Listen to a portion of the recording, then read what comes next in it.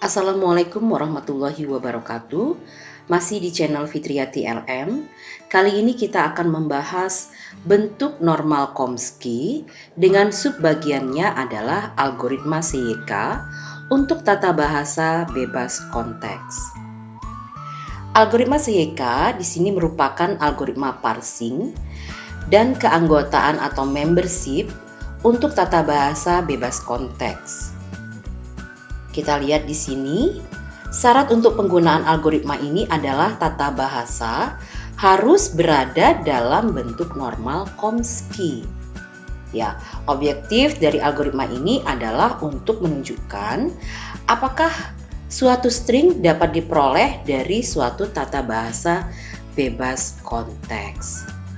Oke, pada algoritma CYK kita lihat di sini prosedur atau bagian dari coding yang diberikan, ya, mulai dari penggunaan untuk produksi di mana baris dan kolom itu bagian dari objek yang akan kita bahas. Oke, di sini ada 1 sampai dengan 7. Setiap bagian menentukan apakah algoritma ini bisa digunakan. Kita lihat dari algoritma, dari penjelasannya di mana N ini merupakan panjang untai yang akan kita periksa. Misalkan nanti ada huruf A, D, A, di mana identitasnya adalah sama dengan 3. I di sini nanti akan menentukan kolom, sedangkan J yaitu menentukan baris. Pada tahap nomor 1 dan 2, untuk mengisi tabelnya nanti, ya baris pertama kolom ke 1 sampai dengan N. Sedangkan nomor 3 itu merupakan iterasi dari baris kedua. Artinya penggunaannya adalah bagian berikutnya. Begitupun pada nomor 4, ya, iterasi untuk mengisi kolom 1 sampai dengan N baris plus 1, ya, pada suatu baris. Sedangkan nomor 5 inisial untuk VIJ, ya kolom dan baris dengan bagian kosong atau himpunan kosongnya. Kemudian 6 dan 7 merupakan iterasi untuk memeriksa mana saja yang menjadi anggota bagian dari kolom dan baris. Oke, kita akan menggunakan contoh pada tata bahasa bebas konteks berikut, ya, di mana ada variabel, ya, S, A, B, C. Kemudian tata bahasa yang digunakan, ya, S menghasilkan A, B variabel atau B, C. Kemudian A menghasilkan B, A variabel atau A. Kemudian B menghasilkan C, C variabel atau B. Dan C-nya menghasilkan AB variabel atau A. Pada algoritma ini yang diinginkan adalah untai, berarti bagian dari parsing tersebut harus dilakukan per tahap per bagian. Periksa apakah untai B, A, A, B, A ini termasuk dalam tata bahasa tersebut.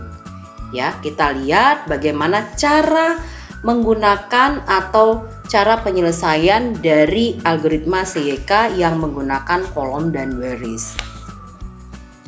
Pertama-tama kita mulai membuat tabel untuk bagian kolom dan baris. Ya, yang diminta untainya adalah B, A, A, B, A. Ya. Kolom itu ada 5, sedangkan baris pun ada 5. Setelah kita buatkan tabel atau kolom dan baris, maka langkah yang pertama adalah tabel kita gunakan untuk memperoleh, ya, dalam penyelesaian persoalan. Ya, I-nya kolom, J-nya baris. Diingat, ya. Kemudian N-nya tersebut itu ada 5. Ya, langkah 1 dan 2 bisa mengisi baris pertama. Oke, kita masukkan di sini baris 1 kolom 1, kita periksa apakah variabel menurunkan B. Oke, siapa yang menurunkan B? Oke, dari B itu menghasilkan atau menurunkan B. Kita lihat pada algoritma atau tata bahasanya. B menurunkan B. Berarti di sini V11 ya, dari B menurunkan B kita isi bahwa V11 itu B variabel. Maka B variabel itu masukkan ke dalam sini. Ya. Kemudian untuk berikutnya V21 artinya bagian di sini. Periksa mana variabel yang menurunkan huruf A. Dari A menurunkan A dan C menurunkan A dari tata bahasa yang diberikan. Maka V21 isinya adalah A, C. Kemudian pada baris atau kolom ketiga di sini ya, bagian 31 ya, 31 mana yang memberikan A gitu ya, masih kita ketemu dengan A, C. Kemudian berikutnya yang memberikan BA ya. Berikutnya siapa yang menurunkan B? Itu B ya, B menurunkan B terminal, maka di sini masuk ya variabel ya. Berarti ini yang masuk di sini nanti adalah yang menurunkan. Dan pada 51 untuk variabel yang menurunkan A itu tadi seperti di awal masih A dan C. Maka hasil dari kolom 1 terisi ya, 11 itu B, 21 itu AC, kemudian 31 itu AC ya, kemudian 41 itu B dan 51 itu AC. Oke. Kita baru mendapatkan bagian pertama. Oke, selanjutnya kita akan mengisi pada baris kedua. Baris kedua sampai ke N, maka kita akan periksa apakah V11 dan V21 itu bagian yang menurunkan atau apakah ada yang menurunkan dari tata bahasa yang diberikan. Kita lihat di sini V21 ya. V21 dengan V11. V21 isinya adalah ya BA ya, B ketemu A, B ketemu C. Jadi kita ambil langkahnya itu ke sini. B ketemu A, kemudian B ketemu C. Maka di sini yang bisa menurunkan BA dan BC itu siapa? Maka kita akan mengecek tata bahasanya. Kita cek di sini ya, siapa yang menurunkan untuk V21. Oke. Di sini tadi kita lihat ya, S ya. Ini punya BC, kemudian ada lagi itu A, ini dengan BA. Ya. Maka di sini kita masukkan untuk yang 21 ya, V11 dan V21 kita masukkan SA. Ya. Kemudian begitupun baris berikutnya. 22 ya, masukkan ini ketemunya AA dan CA, CC gitu ya. Siapa yang bisa menurunkan di sini? Maka masukkan ke dalam ya kolom dan baris yang ada di sini. Ini ada ya untuk tadi 11 ketemu ini B ya. Variabelnya mana? Maka masukkan ke dalam sini. Sehingga kolom dan baris yang kedua ini terisi. Bagaimana dengan yang nomor baris ketiga? Iya, baris ketiga itu K1 sampai dengan 2.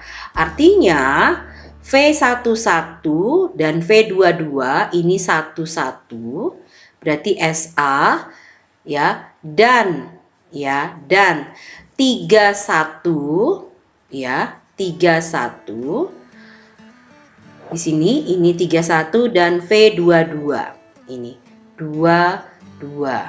Ya, ini ada B yaitu BB dan S, A, C. Apakah ada variabel yang menurunkan? Ya, periksa kembali, kalian periksa BB, SA, SC gitu ya. AA itu ada nggak bagian dari variabel tata bahasa yang diberikan? Ya, jika tidak ada, maka kita isi kosong. Maka kosong ini pindahkan ke dalam sini. Seperti itu. Kemudian bagaimana dengan baris berikutnya? Ya, V23 ini 23. Ya, isinya berarti 21, 21 dan 32. 32 ini ya. Kemudian dan 22, 22 ini B, kemudian 41 juga B. Ya, berarti di sini A, C ya. A, CS, C dan BB. Periksa apakah bagian variabel yang menurunkan huruf-huruf tersebut, huruf-huruf variabel ya. Jika ada, maka letakkan di kolom atau baris berikutnya. Seperti itu. Kemudian begitupun langkah pada V33. Ya, ini V33 ya. Di sini ya, rumusnya yang digunakan seperti ini ya. Kalau ini bisa jadi variabel ini bisa jadi berubah ya, tetapi kalau rumus VIK kurang V plus K dan JK itu sudah pasti akan digunakan. Untuk baris keempat, K sama dengan 1 sampai ke 3. Artinya di sini menambahkan dan satu lagi ya, menambahkan dan. Kemudian sama prosesnya, gunakan kembali, kemudian lihat apakah ada variabel yang diturunkan dari tata bahasa tersebut. Jika tidak ada, nilainya kosong, masukkan ke dalam kolom dan barisnya. Oke, kemudian untuk 42 kita lihat di situ 2 ini 4 ya. Periksa di situ 21 ya. 21 ini AC, kemudian 33 ini ketemu 3 ini ya, B. Kemudian 42 itu S, A ya, dan 22 ya, B ya. Kemudian 23 ini 23 B, dan 51 itu A, C ini ya, dan A, C. Maka dicek apakah dari tata bahasa itu ada yang bisa menurunkan ya. Jika ada, masukkan. Ternyata 33 dari tata bahasa muncul semua, tetap masukkan ke dalam sini. Oke, kolom dan barisnya sudah terisi untuk nomor 4 ya. Kemudian kita lihat langkah kelima. Maka di sini penambahannya sama, dannya 1, 2, 3. Oke, penambahannya seperti itu ya. Tambahkan rumusnya, dilihat V11 ketemu V24 dan V12 ketemu V33 dan V13 temunya 42 dan V14 ketemunya 51 ya. Jadi karena tinggal satu kolom dan baris untuk nomor 5 ya, maka cek apakah bagian-bagian tersebut memuat dari tata bahasa yang diinginkan. Jika iya, maka letakkan di sini. Oke, sampai sini untuk yang 1, 2, 3, 4, 5. Unta yang diminta adalah BA, ada kolom dan baris sudah terpenuhi semua. Maka kalian cek kembali gitu ya, dari tata bahasa yang sudah diberikan, apakah sesuai dengan yang diminta. Ya, di sini ada terminal dari yang diminta B A B A. Oke, sudah terpenuhi semua sampai nomor 5, maka ketentuan dari tata bahasa tersebut dari algoritma CYK sudah selesai. Oke, kemudian kalian bisa baca sumber bacaannya. Jangan lupa kerjakan soal yang ada berikut. Ya, pengerjaannya sama. Periksa apakah untai AAB gitu ya, termasuk dalam tata bahasa tersebut. Ini tata bahasanya. Kemudian kalian kerjakan menggunakan algoritma CYK. Begitupun dengan soal nomor 2. Untai AA, BA, apakah termasuk dalam tata bahasa bebas konteks dari aturan yang diberikan pada soal nomor 1? Ya, cek terlebih dahulu, gunakan pohon penurunan. Oke, terima kasih. Silakan dibaca kembali sumber bacaannya. Kita ketemu lagi dengan materi baru. Billahi taufiq wal hidayah. Wassalamualaikum warahmatullahi wabarakatuh.